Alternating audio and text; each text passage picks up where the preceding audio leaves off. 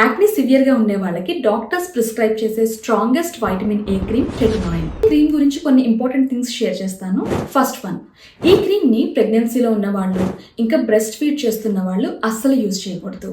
Number 2, ఈ cream చాలా strong కాబట్టి మనం లోవర్ కాన్సన్ట్రేషన్స్ నుంచే యూజ్ చేయడం స్టార్ట్ చేయాలి. యూజువల్గా ఇది 0.025, 0.05 ఇంకా 0.1 కాన్సన్ట్రేషన్స్లో దొరుకుతుంది. మీరు మెడికల్ షాప్లో పర్చేస్ చేసేటప్పుడు డాక్టర్స్ అసలు మీకు ఎంత డోసేజ్ ప్రిస్క్రైబ్ చేశారో చూసుకొని సేమ్ అదే డోసేజ్ పర్చేస్ చేసుకోండి. నెంబర్ 3, ఈ క్రీమ్ని నైట్ టైం మాత్రమే యూజ్ చేయాలి.